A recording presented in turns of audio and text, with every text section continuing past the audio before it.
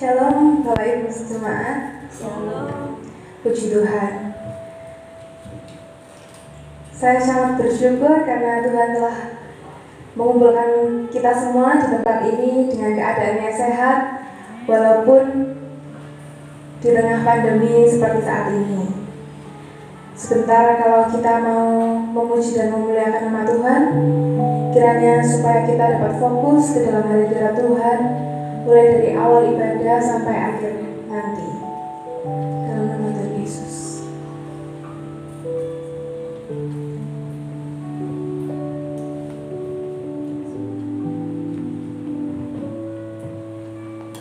Kau yang terindah di dalam hidup ini, tiada Allah Tuhan yang seperti Engkau, besar perkasa, penuh kemuliaan. Kau yang termanis di dalam hidup ini, ku cinta Kau lebih dari segalanya, besar kasih setiamu kepadaku. Ku sembah Kau, ya Allahku, ku tinggikan namamu selalu, tiada lutut kan berteduh, menyembah Yesus Tuhan Rajaku.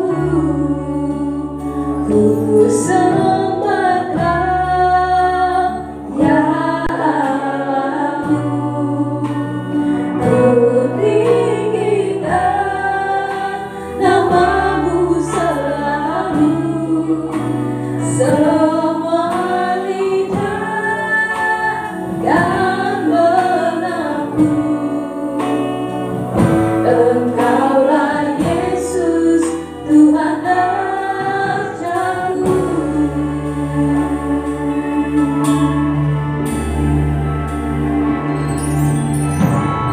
Kau yang terindah di dalam hidup ini, tiada Allah Tuhan yang seperti Engkau, besar perkasa, penuh kemuliaan. Kau yang termanis di dalam hidup ini, ku cinta Kau lebih dari segalanya, besar kasih setiamu kepadaku. Saya persilakan Bapak Ibu Saudara berdiri. Sembah Kau, ya Allahku, ku tinggikan namamu selalu, tiada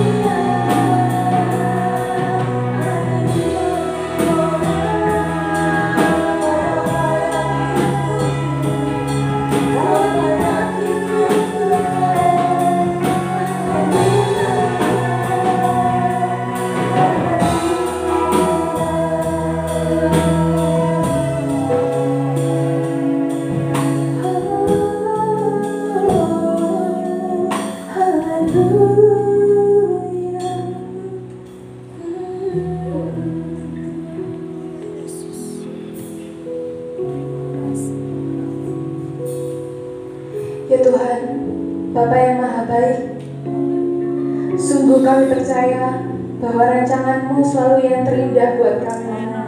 Kami percaya bahwa Tuhan selalu memberikan jalan yang terbaik buat setiap kami anak-anak-Mu ya Tuhan. Ya Bapa yang baik, terima kasih karena Tuhan telah memelihara sepanjang kehidupan kami. Tuhan telah menyertai dalam setiap langkah perjalanan hidup kami ya Tuhan. Tuhan, kalau sebentar kami mau menaikkan pujian-pujian, kiranya Tuhan yang memberkati setiap kami, Tuhan yang memfokuskan kami dalam menyanyikan pujian-pujian yang terbaik untuk-Mu ya Tuhan. Dalam nama Tuhan Yesus kami sudah berdoa. Haleluya. Amin.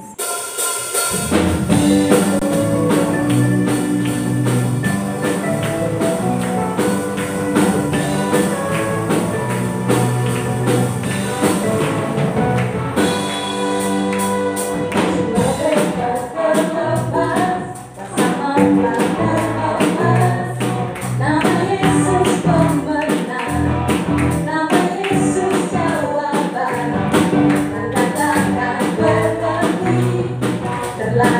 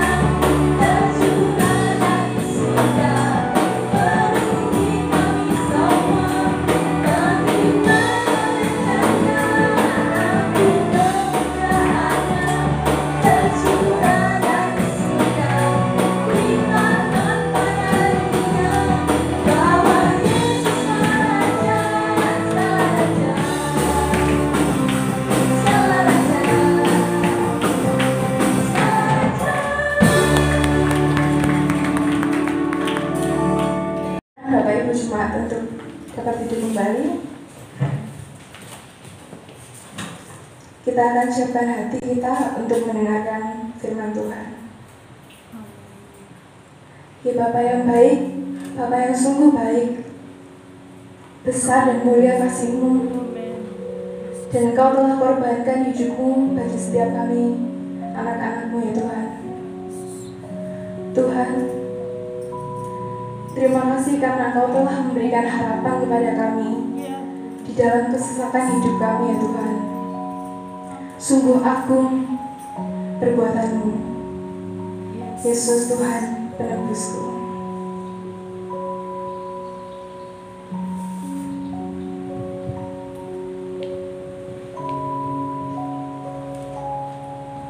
Besar mulia kasih-Mu, Kau korbankan hidupmu, curahkan darah-Mu sebagai ganti dosaku. Kau berikan harapan di dalam kesesakan. Akulah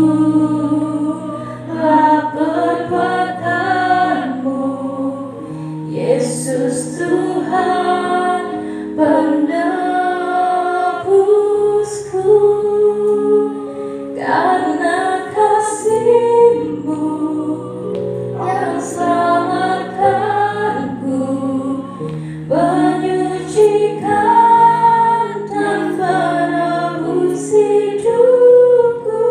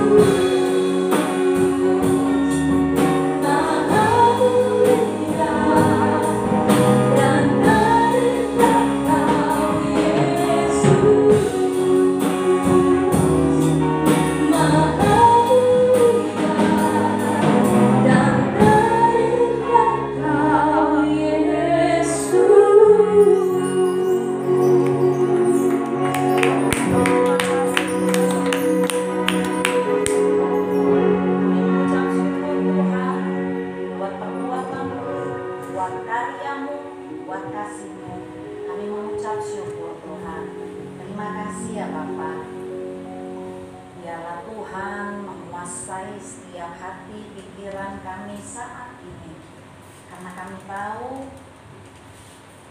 bagian terbaik adalah ketika kami duduk diam untuk mendengarkan kebenaran firman-Mu, karena kami tahu hidup kami butuh firman Tuhan. Hidup kami butuh diterangi kebenaran firman-Mu. Terima kasih Bapa, kami mengucap syukur setiap keberadaan kami yang ada di tempat ini, biar Roh Kudus yang ambil alih, Roh Kudus yang kuasai, sehingga jalannya pemberitaan dari awal sampai akhir boleh berjalan dengan baik oleh kuasa Roh Kudus saja.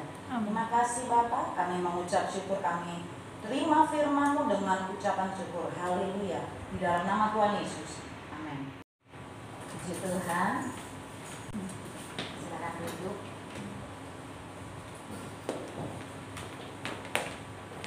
Shalom Bapak Ibu Saudara terkasih, puji Tuhan kalau pagi hari ini kembali sama-sama kita bersama-sama beribadah.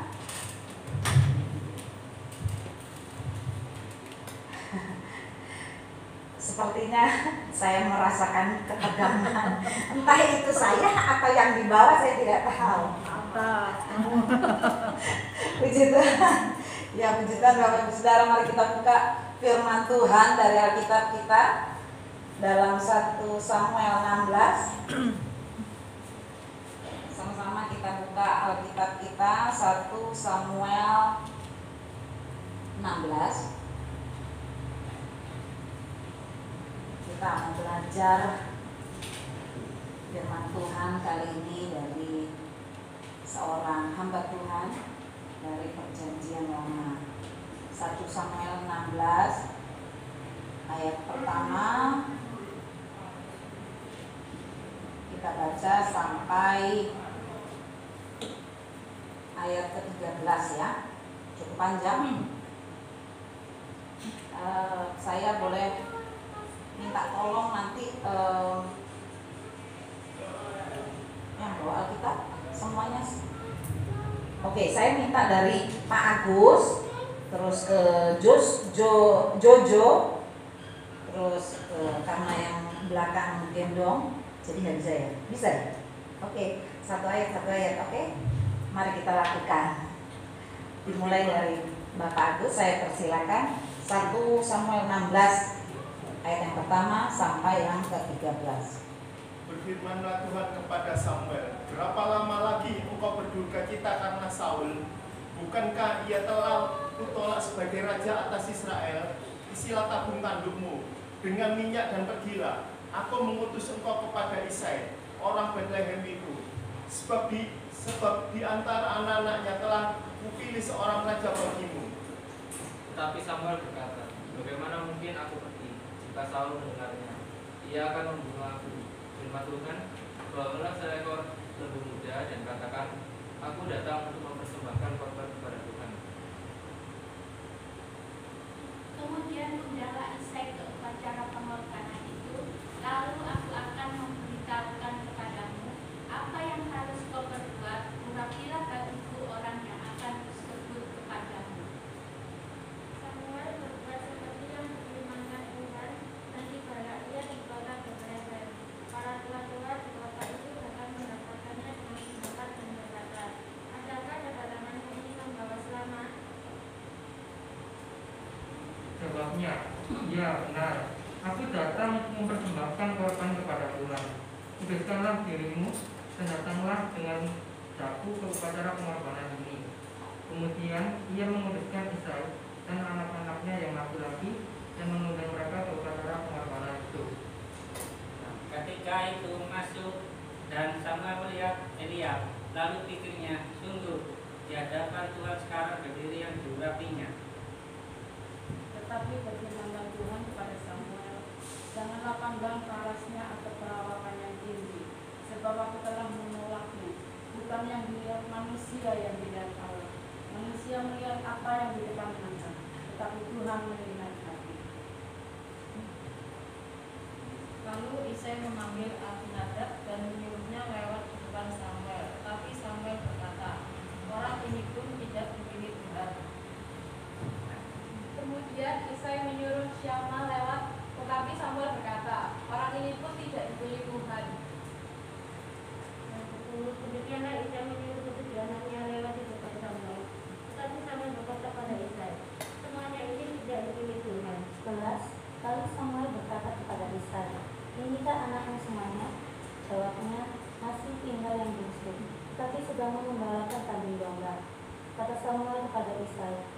pula memanggil dia, sebab kita tidak akan duduk makan sebelum ia datang kemari.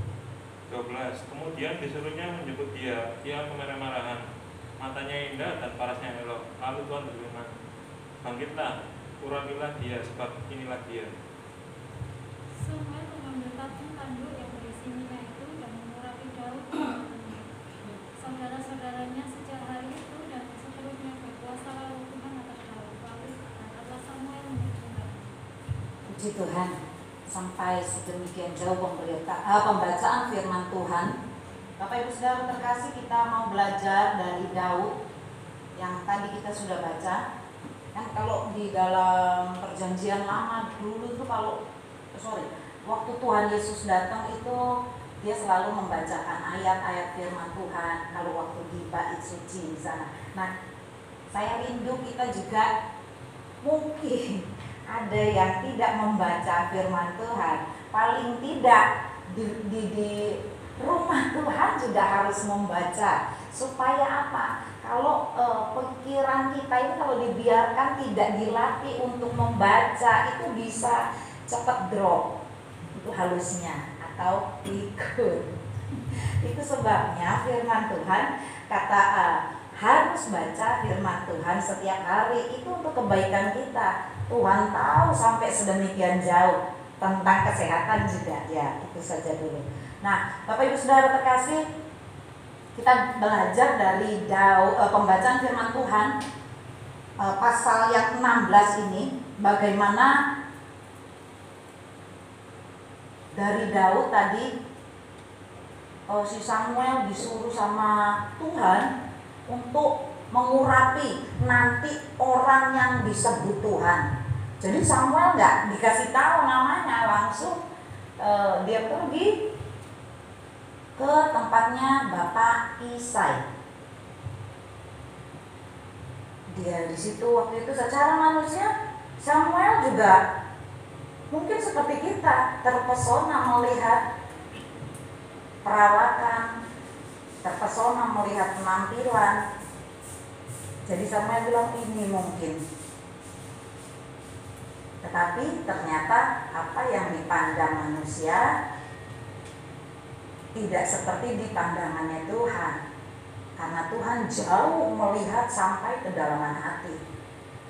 Nah, kita tidak pernah bisa memilih untuk dilahirkan dari keluarga mana. Mungkin seumpamanya si siapa nih namanya, saya enak kali ya jadi anaknya oma, mungkin gitu ya, jadi bisa kayak Pak Budi gitu mungkin.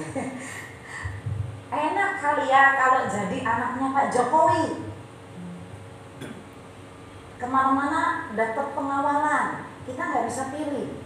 Itu semua hak prerogatifnya Tuhan. Jadi nanti si Isa lahir dari anaknya Bin ini.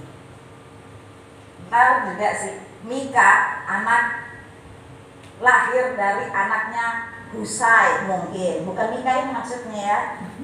Jadi yang di dalam Alkitab. Nah, seperti itu. Kita tidak pernah bisa memilih. Kita juga tidak pernah bisa untuk menentukan orang mau berbuat apa sama kita, itu kita tidak bisa kendalikan. Dan kita juga tidak bisa menulis di dada kita itu, tolong jangan sakiti saya sudah terlalu banyak menerima sakit hati, jadi jangan sakiti saya. Tidak bisa. Jadi kita itu tidak bisa kontrol di luar itu, ya. Nah, seperti yang dialami oleh Daud saat ini yang kita ingin pelajari, bahwa di dalam 1 Samuel 16 ayat 11, coba perhatikan. Lalu Samuel berkata kepada Isai, inikah anakmu semuanya? Jawabnya, masih tinggal yang bungsu, tetapi sedang menggembalakan kambing domba. Kata Samuel kepada Isai, suruhlah memanggil dia, sebab kita tidak akan duduk makan sebelum ia datang kemari. Jadi si Samuel itu suruh si Isai. Anaknya tuh dibarisin, kecuali satu, Daud. istilahnya nih, semuanya dibarisin di depan Samuel karena dia menganggap ini anak-anak yang pasti bisa terpilih. Ternyata jadi si Daud ini seperti dianaktirikan, tidak dianggap. Bagaimana mungkin kita juga pernah menerima perlakuan tidak dianggap, entah itu di RT, wis nggak pernah direken, ada undangan rapat kamu datang nggak datang, nggak mengubah sesuatu. Entah kamu ada di dalam lingkungan mungkin keluargamu tuh high class, tapi kamu cuma datang dengan sepeda ontel, kamu nggak direken, keputusanmu tidak pernah dianggap, kamu diabaikan. Itulah yang dialami Daud. Daud itu loh, gak usah jauh-jauh, bapaknya sendiri nggak nganggep Daud sama bapaknya, nggak direken, nggak diperhitungkan. Bayangkan tuh bagaimana perasaannya. Pernah nggak mengalami? Nggak direken waktu dalam satu komunitas. Kita rapat, mau ngopo, sakit nggak kita? Sakit, diabaikan tuh sakit loh. Itu dialami Daud. Jangan salah. Jadi jangan lihat Daud sekarang dipuja-puja, dulu dia gimana? Kita nggak tahu. 1 Samuel 17 ayat 32 sampai 33. 17 ayatnya yang 32. 1 Samuel 17 ayat 32. Berkatalah Daud kepada Saul, janganlah, ayat 32 ya. Berkatalah Daud kepada Saul, janganlah seseorang menjadi tawar hati karena dia, hambamu ini akan pergi melawan orang Filistin itu. Tetapi Saul berkata kepada Daud, tidak mungkin engkau dapat menghadapi orang Filistin itu untuk melawan dia, sebab engkau masih muda. Sedang dia sejak dari masa mudanya telah menjadi prajurit. Rajanya juga anggap remeh. Aduh, waktu siapa yang berani melawan orang Filistin? Dibilang kayak begini, gak mungkin. Kamu anak kemarin sore belum terlatih berperang. Ini nih prajurit yang sudah mengalahkan ribuan musuh, udah terlatih dalam berperang. Kamu siapa? Kamu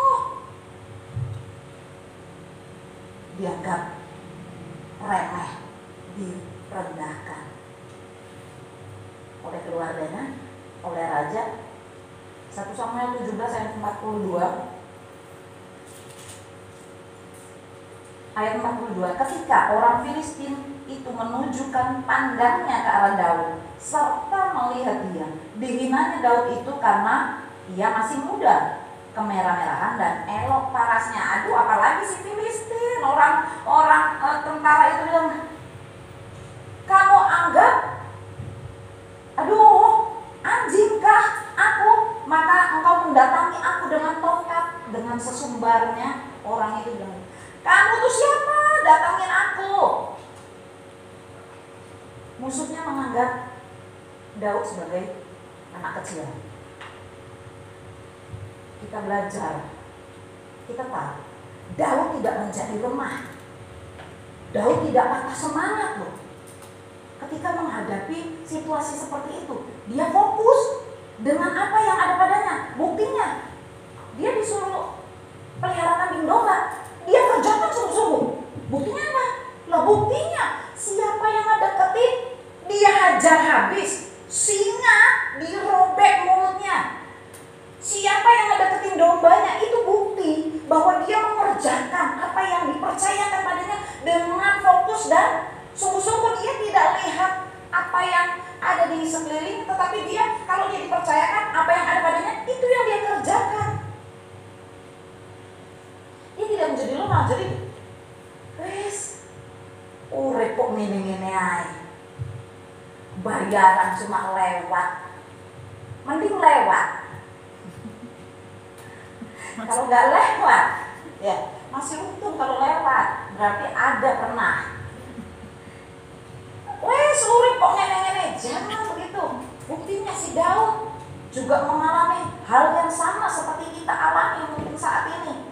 Orang bisa jalan-jalan, orang bisa pasang status OTW, orang bisa pasang status lagi makan di sini, lagi traveling. Gak perlu berkecil hati, jangan pernah bandingkan diri kita dengan orang lain, gak perlu. Firman Tuhan itu mengajarkan kita untuk kita itu strong, untuk kita itu kuat, memiliki mental pemenang. Jadi 1 Samuel 17 ayat 37 itu, kalau kita lihat itu ya, kata Daud, Tuhan yang telah melepaskan aku dari cakar singa dan dari cakar beruang, Dia juga akan melepaskan aku dari tangan orang Filistin itu. Kata Saul kepada Daud, pergilah, Tuhan menyertai kamu. Kok bisa ya? Luar biasa loh. Daud bisa punya keyakinan seperti itu. Artinya apa? Itu gak bisa cuma terjadi satu hari kamu datang duduk 2 jam di gereja langsung timbul iman seperti Daud yang Tuhan akan lepaskan. Gak mungkin. Itu gak terjadi cuma hitungan jam, 1 hari, 1 minggu datang sekali aja di gereja. Gak mungkin itu terjadi, keluar perkataan seperti itu. Tuhan akan lepaskan aku dari masalah ini. Gak mungkin.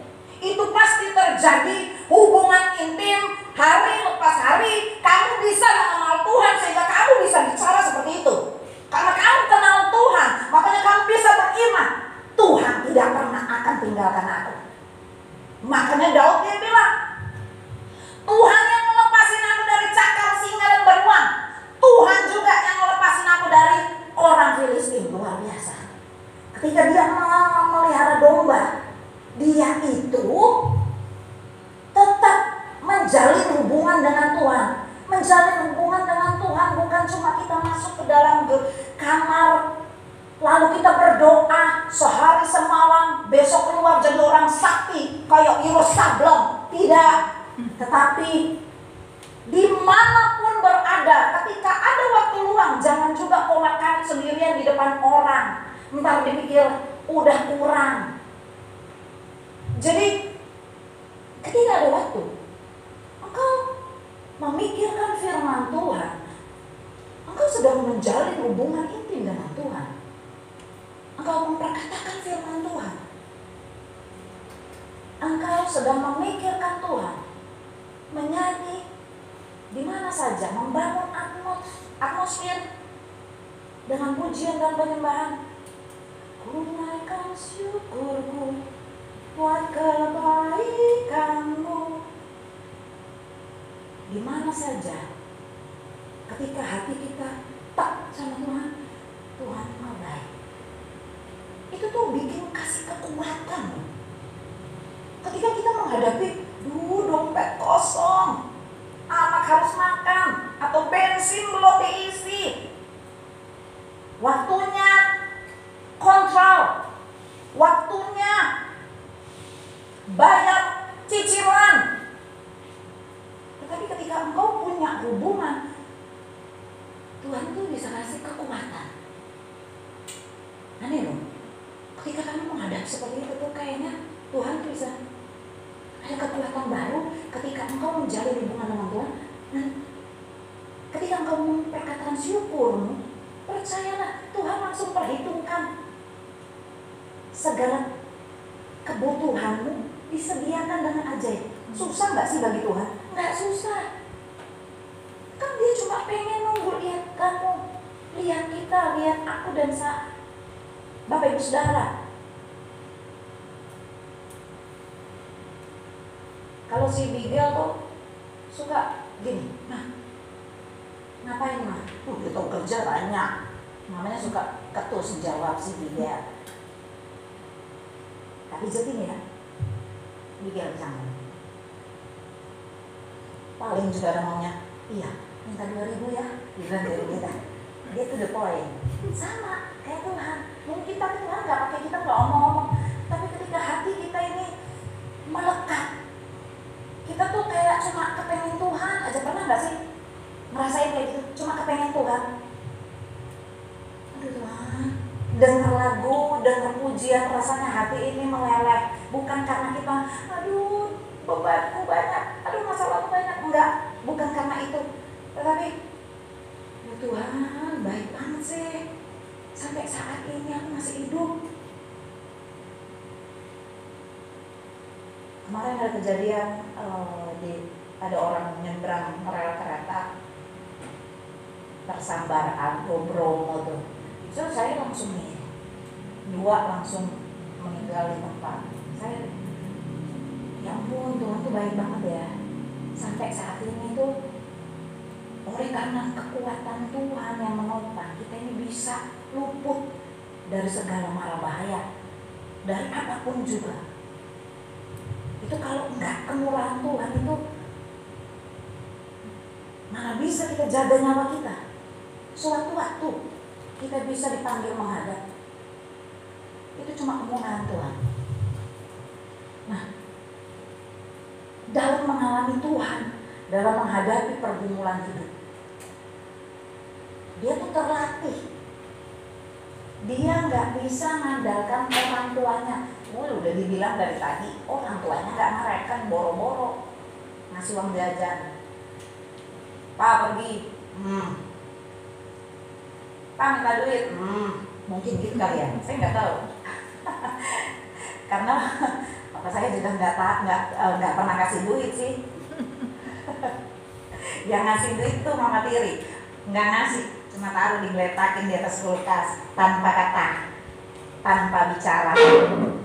Ya itu juga saya terima, dan saya tidak perlu berkecil hati, cukup Mama Tiri, mungkin gitu, tapi jangan ditiru.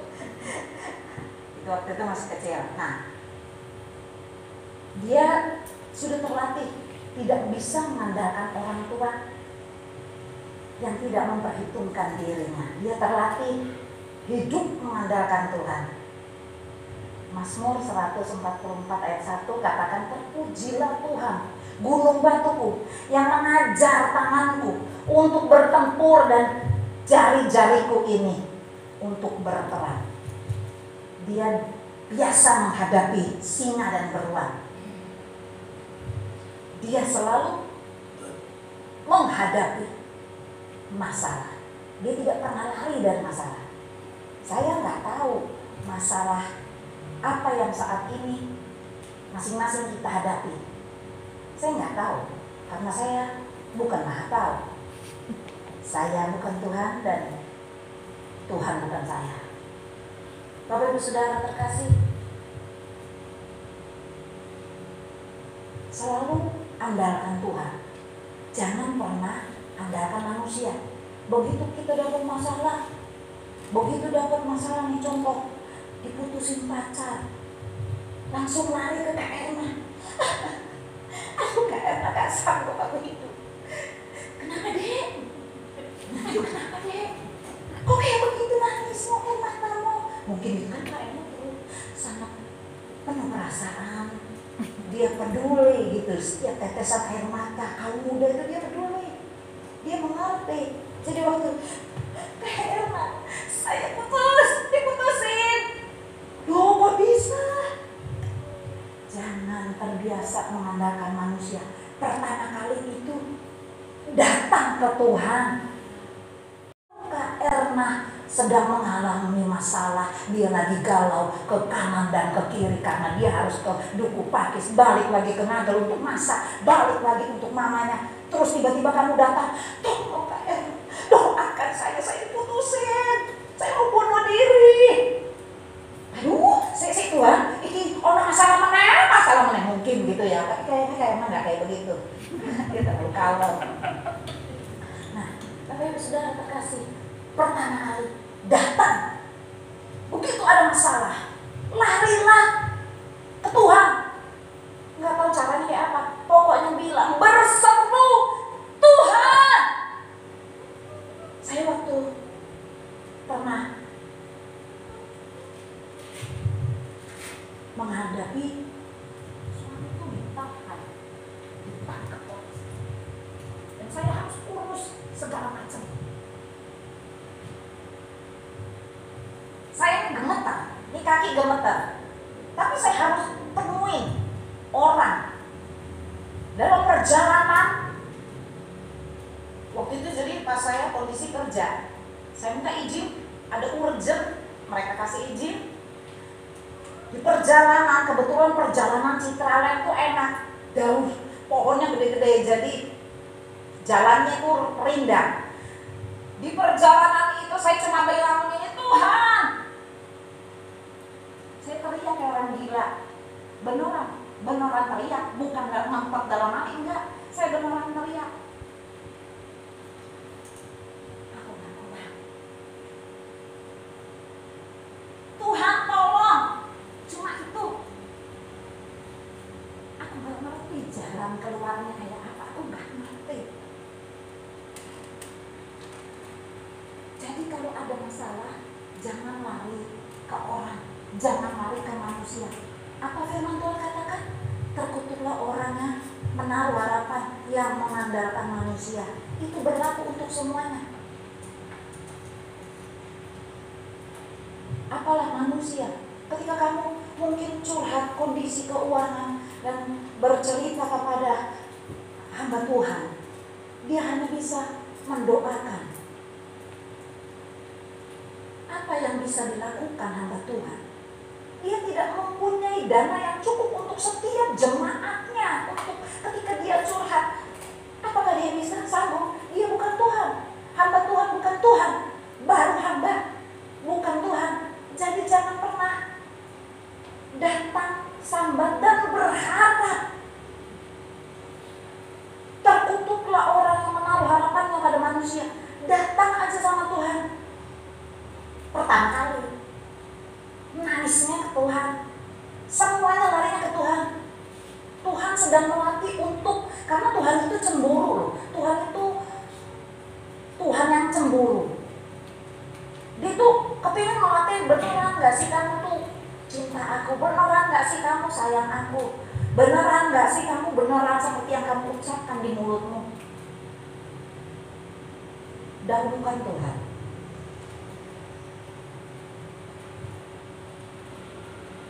1 Samuel 17 ayat 37 itu merupakan satu pernyataan iman yang luar biasa dari seorang Daud. Dia juga akan melepaskan aku dari tangan orang Filistin. Begitu juga ketika dia dengar hinaan orang Filistin. Dia marah karena orang-orang itu menghina Tuhan. Itu karena pergumulan, hubungan yang erat, hubungan itu terjadi karena hubungan yang intim dengan Tuhan. Semakin banyak kita menghadapi masalah, kita tuh semakin pintar. Ketika kelas 1, kelas 2, kelas 3, kelas 4, kita bisa menghadapi, semakin pintar atau semakin tidak pintar. Kalau kelas 1 sampai kelas 6 kira-kira kalah nggak dengan yang kelas 1? Enggak kan? Sama halnya. Ketika kita menghadapi banyak masalah belum selesai datang lagi. Kalau kita tidak lari dan kita hadapi masalah, lama-lama kita terampil, lama-lama kita cakap. Sampai pada satu titik ketika engkau mengalami, Allah, orang cuma kayak gitu, kayak orang opo. Kita bisa ngomong kayak gitu, kenapa? Kita udah terlatih. Coba dulu kita juga sebelum terlatih, kita kayak ya nangis. Ya sama kayak saya juga bisa bilang kayak begitu. Nangis, ada Tuhan, gak kuat. Tapi setelah melalui itu, kemarin kenapa kayak orang gendeng ya? Kayak gitu. Ternyata lo cuma gitu toh. Beneran. Seolah-olah itu kayak besar banget, tetapi ketika kita lari kepada Tuhan, Tuhan bawa kita dalam satu mungkin ke tempat yang lebih tinggi loh. Lihat tuh, kecil kan, itu kalau sama Tuhan. Tapi kalau kita lihat dari bawah, ya pasti kelihatan gede itu masalah. Jadi kalau kita bawa sama Tuhan, Tuhan akan kasih lihat itu masalahnya itu nggak seberapa.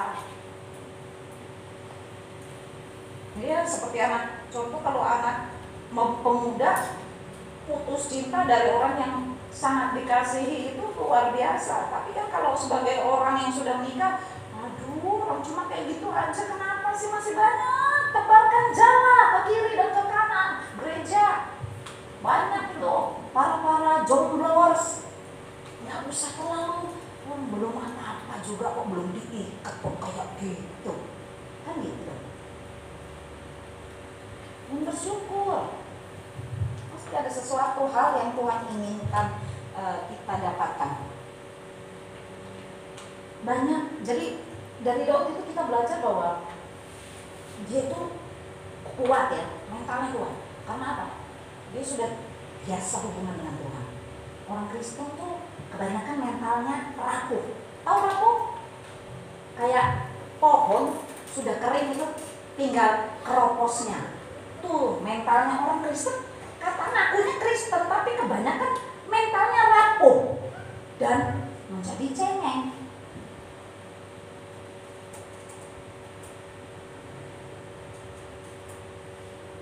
Katanya punya Tuhan Yesus, tapi dia tuh cuma sekedar ngaku Kristen. Kita tidak bisa untuk handle, untuk kendalikan. Kamu jangan bicarain tentang aku. Kamu tutup mulutmu dari tentang aku. Tidak boleh kamu bicara kayak begitu. Nggak bisa. Itu mulut-mulutnya dia. Kok kita ngatur mulutnya orang? Nggak bisa. Kita tidak bisa kendalikan masalah. Aduh, stop dulu ya masalah. Stop, aku mau bernapas dulu. Ini kayaknya mencekik. Aduh, udah. Capek. Jangan dulu datang ya masalah. Nggak mungkin kan? Aduh, nih lagi belum bayar listrik, udah datang tagihan, yang ini, yang itu. Berarti kenapa? Nggak mungkin. Kita tidak punya kuasa untuk itu. Kita tidak bisa kendalikan masalah. Reaksi kita yang akan menentukan apa yang kembali kepada kita. Ketika kita bawa, kita larinya ke Tuhan campur tangan. Tapi kalau kamu bawa tangan dukun, ya Tuhan gak campur tangan. Tuhan itu sangat menghormati loh. Tuhan itu menghargai kita punya kehendak bebas. Katanya kenapa sih Tuhan? Tuhan maha tahu aku mau berdosa, kenapa gak dihalangi? Kok dibiarkan aku jatuh dalam dosa? Giliran kayak begini Tuhan disalahin. Tuhan kasih kehendak bebas sama manusia. Kita itu sudah dikasih pagar. Tuhan itu sangat ingin menyelamatkan orang-orang, sangat ingin menjaga. Lewat apa? Kebenaran firman Tuhan. Tapi Tuhan gak bisa paksa, jangan nyolong. Ayo, ketika mau ngambil duit tuh langsung jangan ditindak. Enggak, Tuhan bukan otoriter. Tuhan menghormati. Tuhan kasih kamu kehendak bebas. Kamu udah dikasih kebenaran firman Tuhan, terserah kamu mau dengar atau enggak, itu terserah. Tapi Tuhan senantiasa kasih rambu-rambunya. Nih supaya nggak kecelakaan nih. Ada lampu merah ngatur kanan kiri muka belakang mungkin gitu ya. Yang sebelah sini boleh jalan ketika hijau, sini mandek. Sini mandek, sini jalan, sana mandek. Seperti itu. Tuhan udah kasih rambu-rambunya supaya tidak apa. Tujuannya kan nggak terjadi kecelakaan, nggak terjadi masalah yang fatal. Jadi kalau kita terlibat masalah itu biasanya kesalahan ada pada manusia. Terus kalau sudah kayak begitu, udah melanggar nih, contoh nih, melanggar lalu lintas. Udah tahu merah, habis dari hijau ke merah, tancap dada tukar, tabrak karena ada orang yang juga udah siap menanti hijau, maju, yang ini terlambat, nabrak. Kayak begitu kira-kira Tuhan disalahin nggak? Tuhan mana tahu kenapa aku nggak diluputkan dari kecelakaan. Tuhan sekali lagi menghormati kehendakmu, kehendak bebas. Kayak yang di Yesaya 59 itu, bukan tangan Tuhan yang kurang panjang, bukan telinga Tuhan yang tidak mendengar, tetapi karena dosa. Jadi kalau kamu melanggar, itu kan kamu berdosa. Nah Tuhan gak bisa bekerja.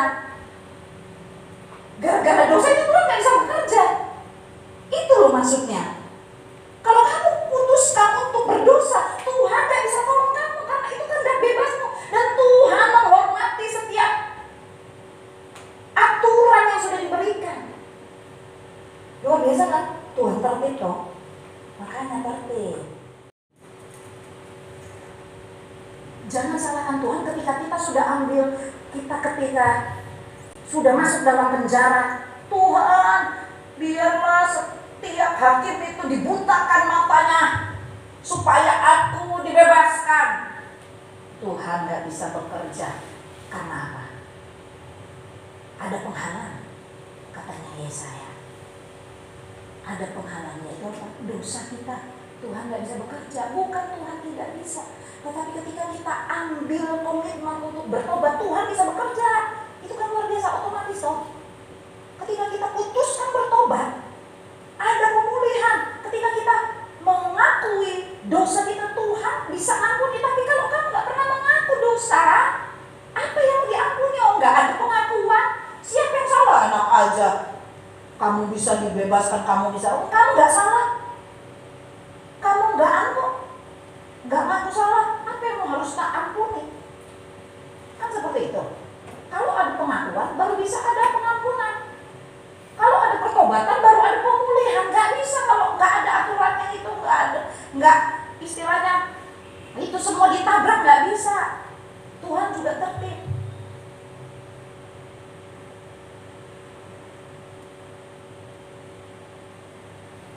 Jadi jangan suka mengandalkan manusia.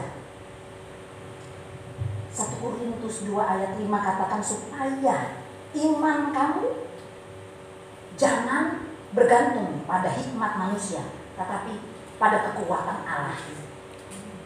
Manusia cuma bisa memikirkan, dan tapi belum tentu itu cocok buat hidupmu. Siapa yang tahu hidup nasihat yang paling cocok? Penasehat ajaib. Cuma dia yang tahu nasihat terbaik untuk hidup kita. Saya pernah bilang 1001 cara Tuhan. Nggak bisa disamakan saya dengan Tante Yanti dengan Feni. Masalahnya menghadapinya bagaimana itu nggak bisa disamakan. Beda cara semua orang, beda caranya Tuhan. Nggak bisa pengalaman saya dipakai untuk pengalamannya Mika. Pengalamannya Mika belum tentu bisa untuk pengalamannya anaknya Ishak. Jadi datang ya kepada Tuhan, supaya iman kamu jangan bergantung pada hikmat manusia, tetapi pada kekuatan Allah. Belajarlah mengandalkan Tuhan sumber hikmat. Bergantunglah pada kekuatan Allah.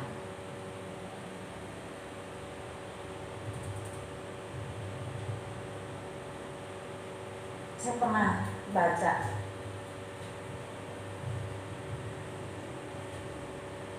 pemberitaan firman Tuhan yang benar itu adalah membawa orang itu memuja Tuhan Yesus, bukan terpesona dengan kesaksian kita.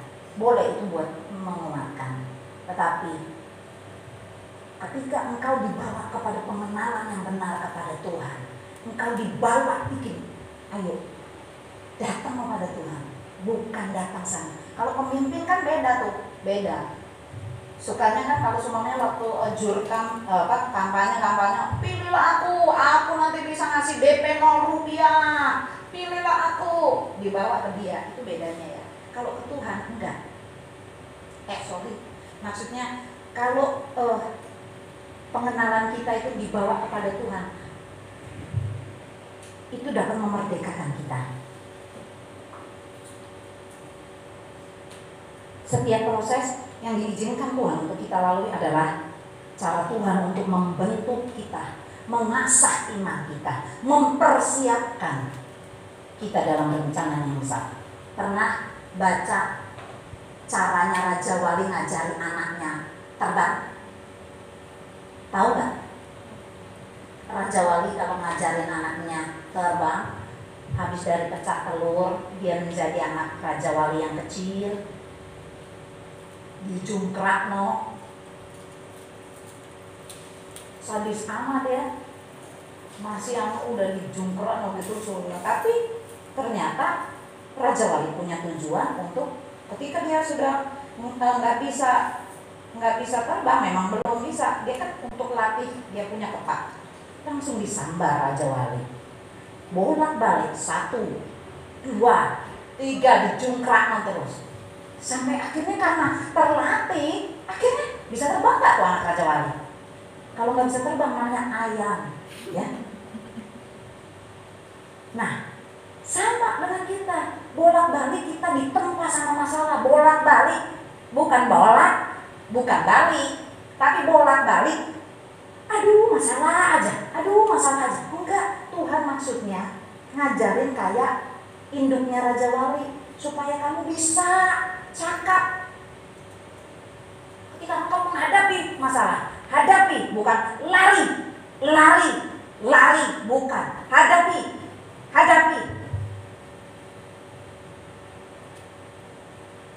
Coba perhatikan 1 Tawarik 14 ayat 8. 1 Tawarik 14 ayat 8.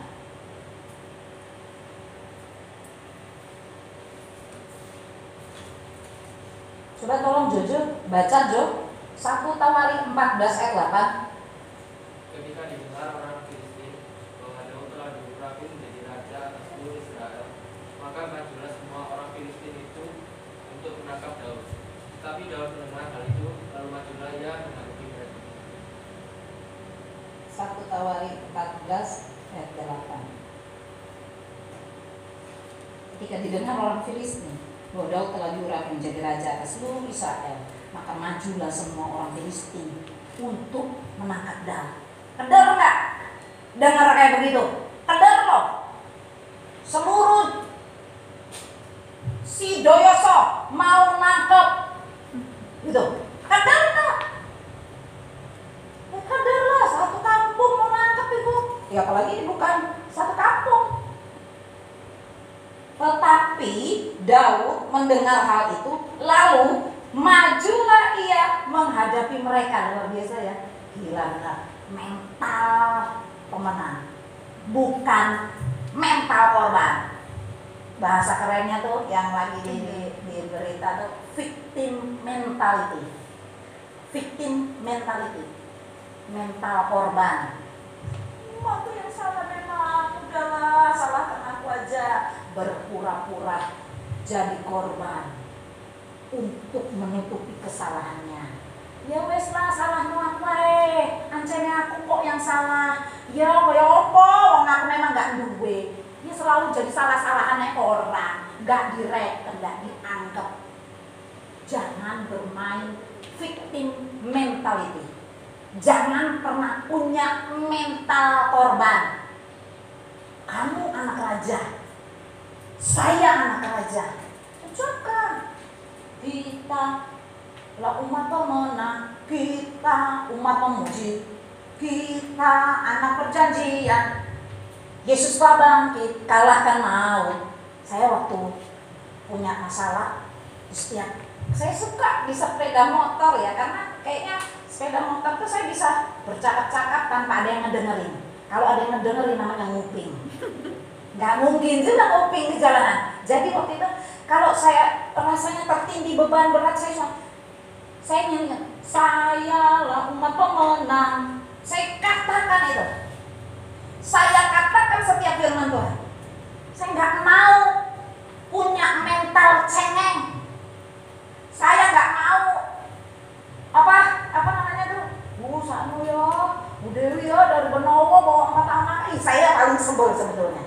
Aduh, seperti kayaknya enggak masalah, biasa aja, ngejalannya biasa aja, tinggal duduk, ngantuk-ngantuk tidur, nyampe di beca, terus ke sini, biasa aja, nggak ada yang kurang.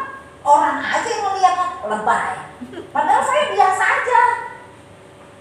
aja. Jadi jangan pernah punya mental korban. Hei, kamu dan saya, umat pemenang, kita itu dikasih kekuatan.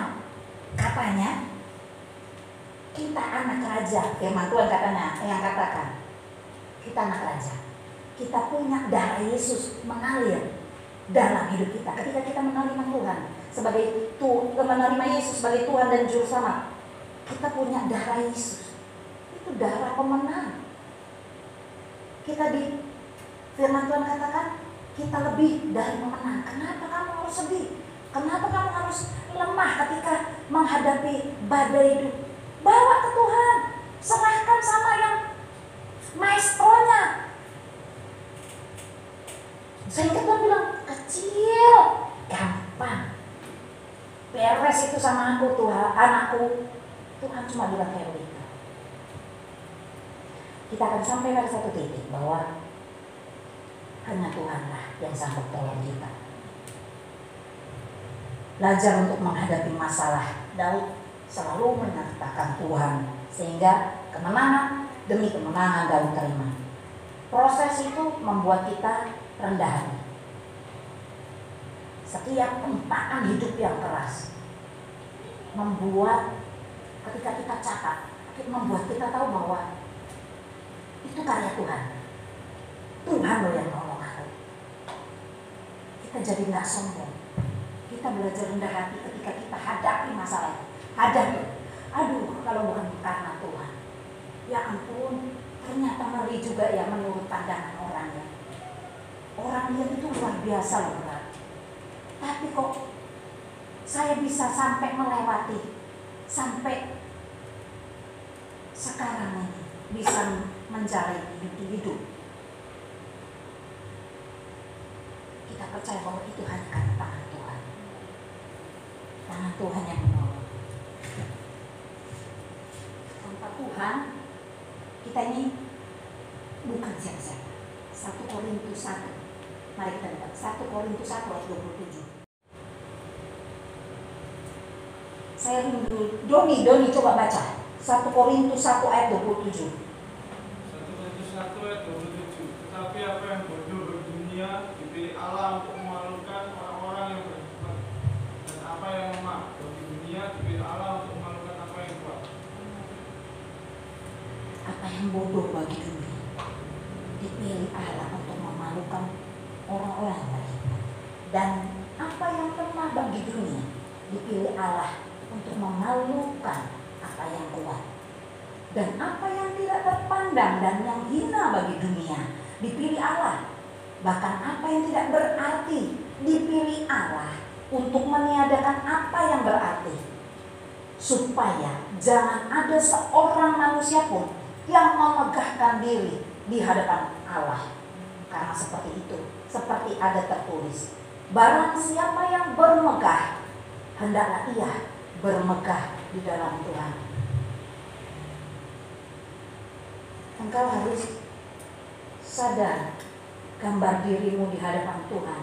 Tuhan ciptakan kita seturut dengan gambar Tuhan. Kita adalah umat pemenang. Engkau berharga di mata Tuhan. Karena engkau begitu berharga. Baik itu siapa namanya adiknya Lia, lupa namanya, Doni, Eca, ibu baju hijau, anaknya Isa, Feni, Nika, Isa, orang tuanya Isa, ibu Ismi, tante Yanti, Stefani, ibu gembala, bapak gembala, kakak Erna, baik Beni maupun Dewi B,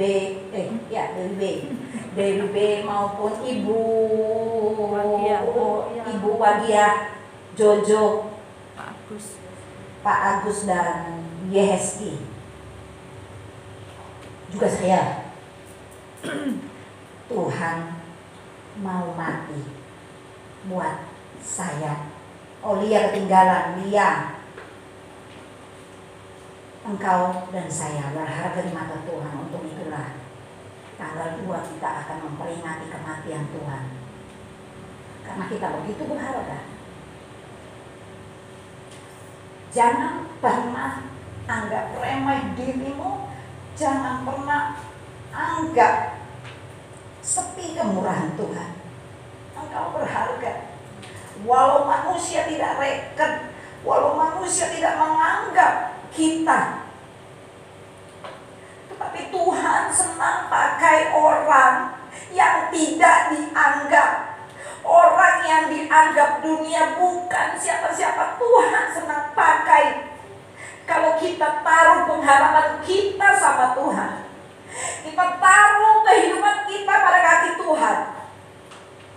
Tuhan mau pakai orang-orang yang tidak dianggap dunia. Bila hari ini Anda tidak merasa Anda bukan siapa-siapa, nggak punya apa-apa, jangan berkecil hati. Tuhan sayang buat kita semua. Kita berharga di matanya sehingga Dia mau mati untuk kita.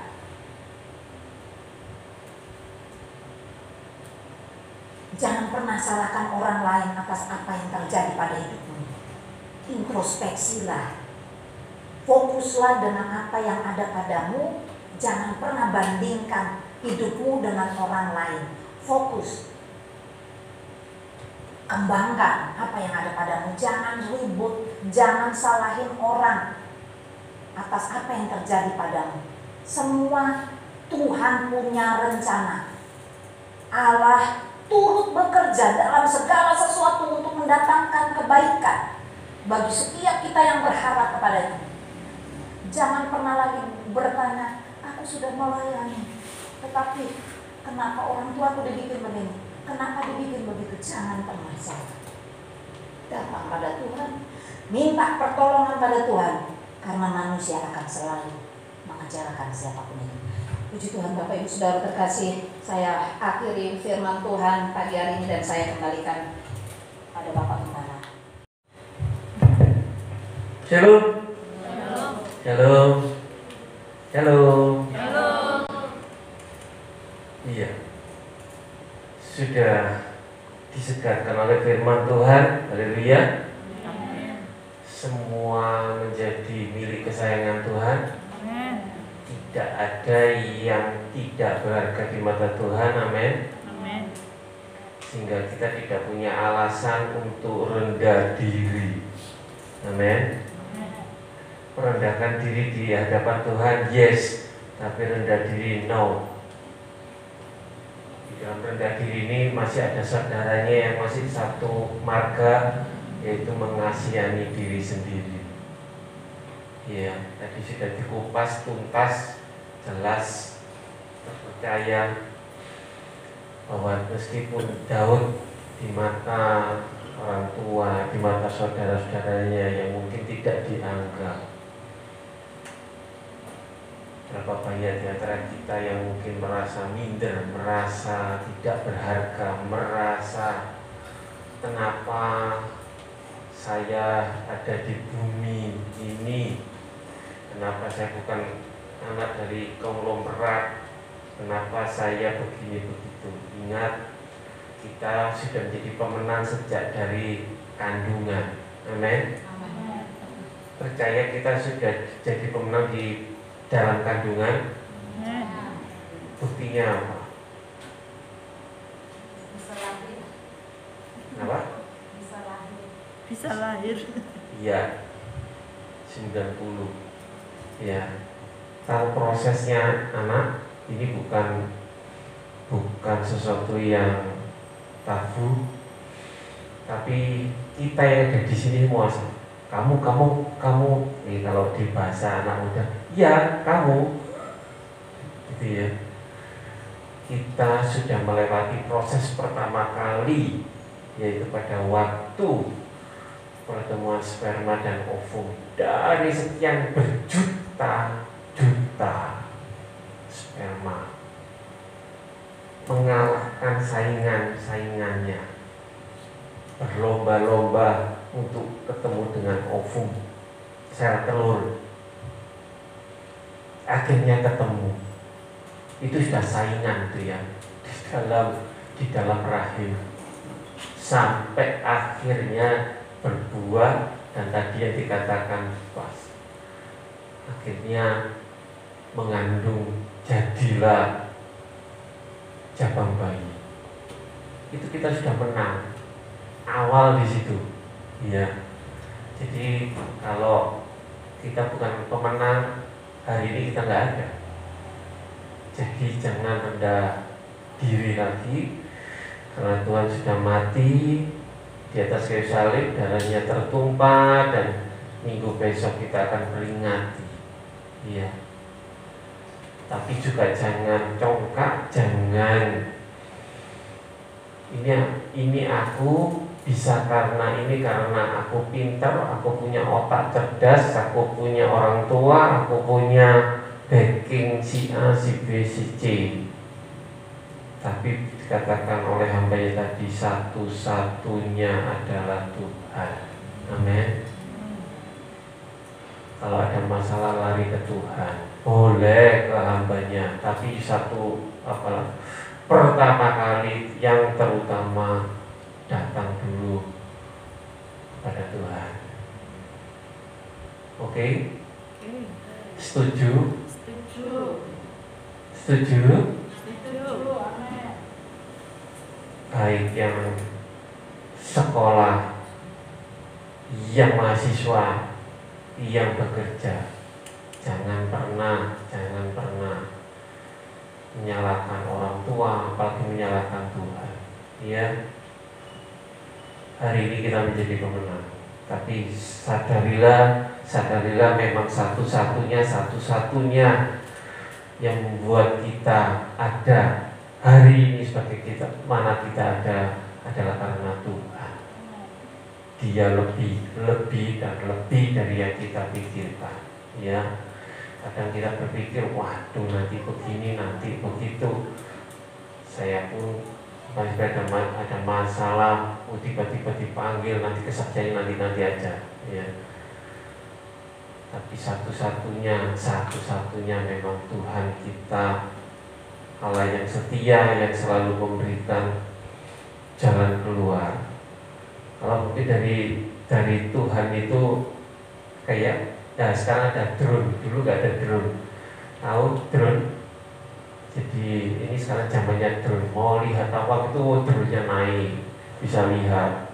Kalau untuk kemacetan lalu lintas, wah ternyata di sini bisa lewat jalan sini. Kalau Tuhan itu sebenarnya, kalau tadi mungkin manusianya, iya kok Tuhan, padahal Tuhan di atas ya. Walah, ini loh sebenarnya kamu tuh buleti dirimu sendiri. Kamu kayak seperti ini karena kamu seperti itu. Padahal dia dari Tuhan, mesti itu lewat sini bisa, lewat sana bisa. Haleluya.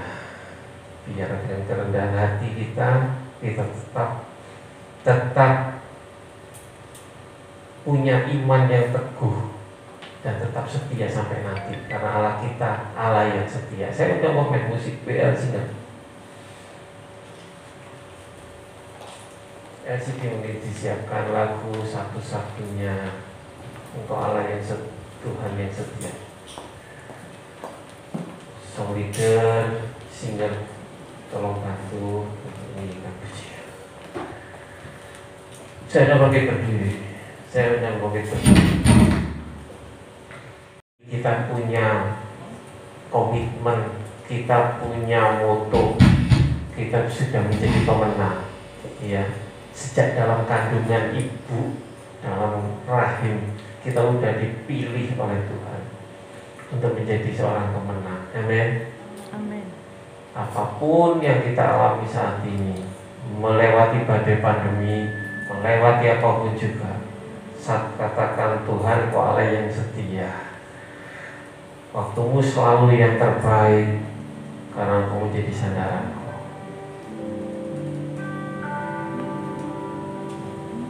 Yesus, terima kasih Bapak.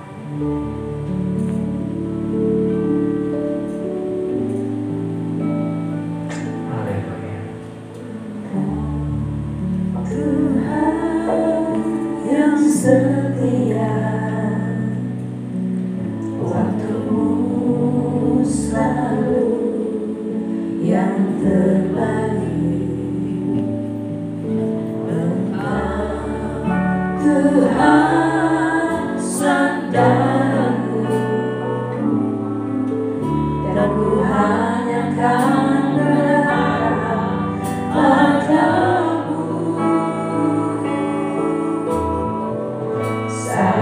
Satu-satunya yang ku andalkan, satu-satunya yang ku percaya.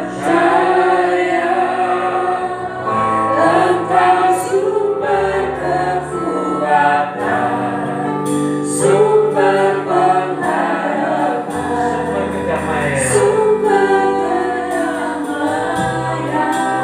Terima kasih Tuhan karena Kau satu-satunya yang ku andalkan, satu-satunya yang ku andalkan, satu-satunya yang ku percaya. Kau Tuhan memberkati, Engkau Tuhan memberkati, Tuhan penyembuhmu, Tuhan pemulihmu. Katakan pujian ini, oh Tuhan yang setia. Engkau Tuhan yang setia, waktuku selalu yang terbaik, selalu yang terbaik. Hanya Engkau Tuhan menjadi sandaranku, apapun masalahku, apapun problem, Kau yang jadi sandaranku. Hanya kepadamu Tuhan aku berharap.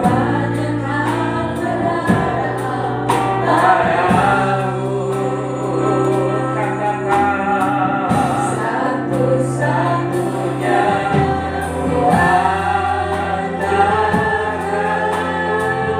satu-satunya yang ku percaya. Engkau sumber kekuatan, sumber pengharapan, sumber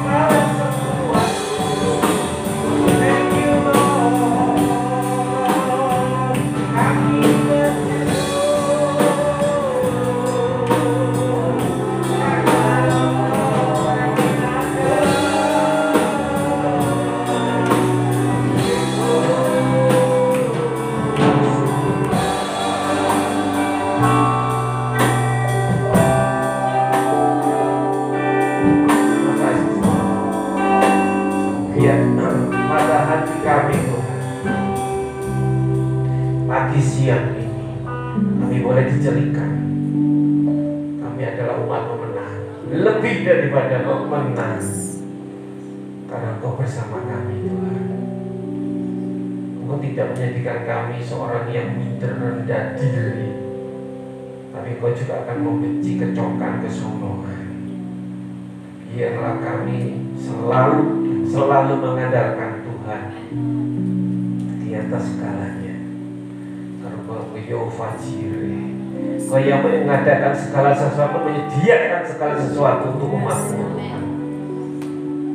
Terima kasih Bapa, terima kasih, terpujilah nama-Mu.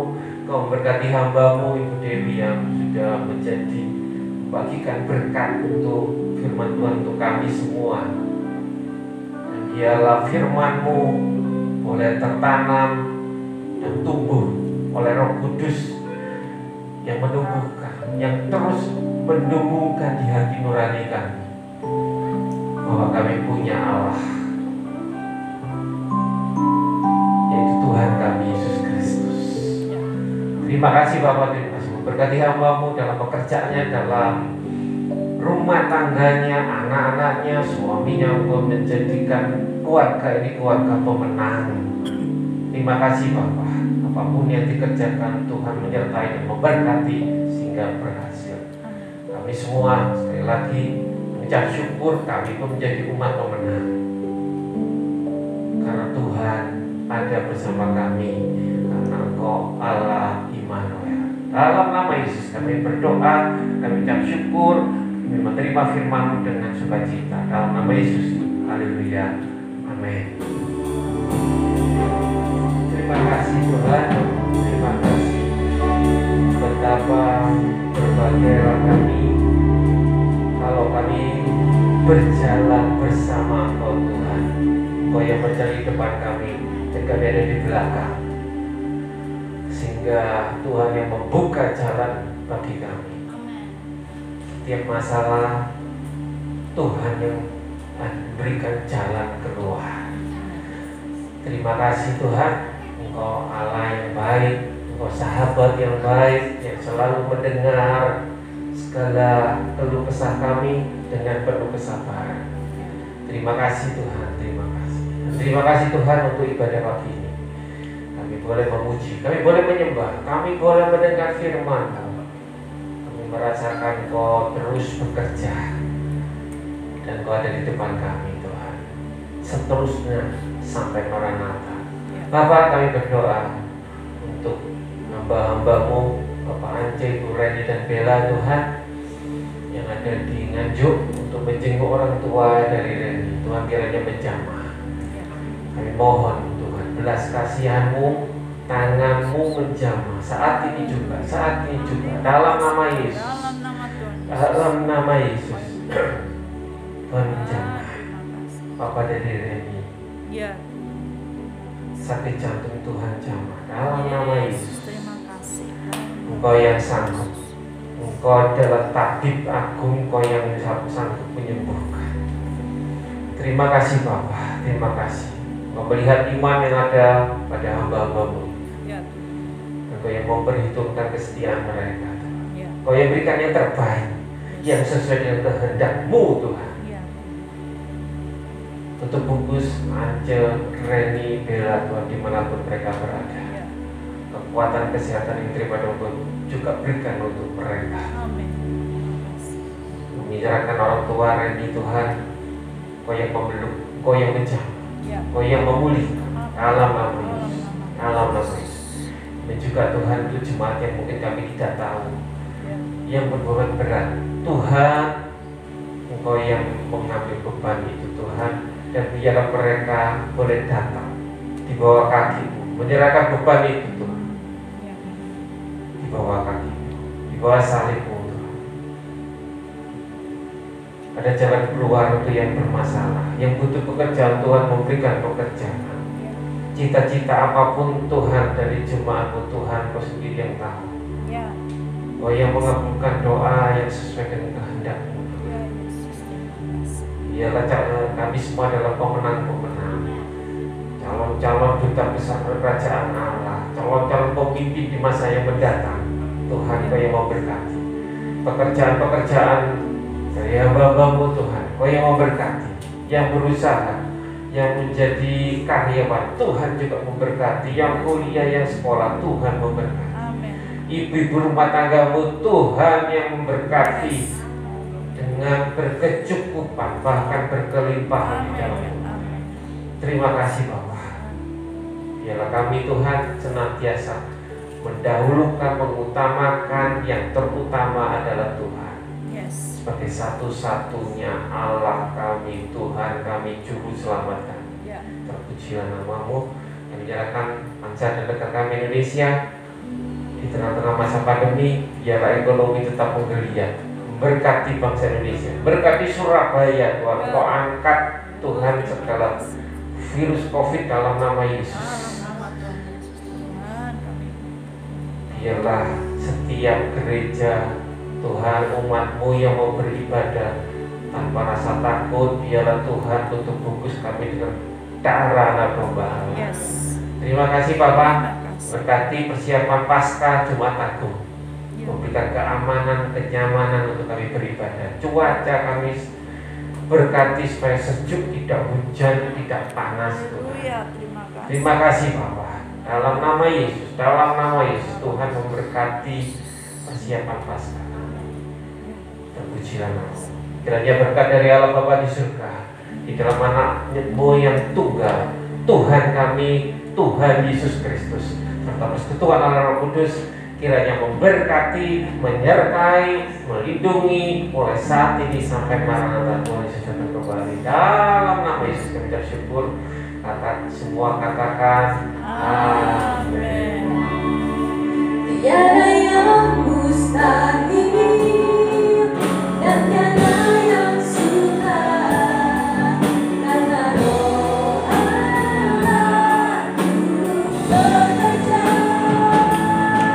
Tiada yang mustahil bagi orang percaya, karena Roh Allah bekerja di antara kita.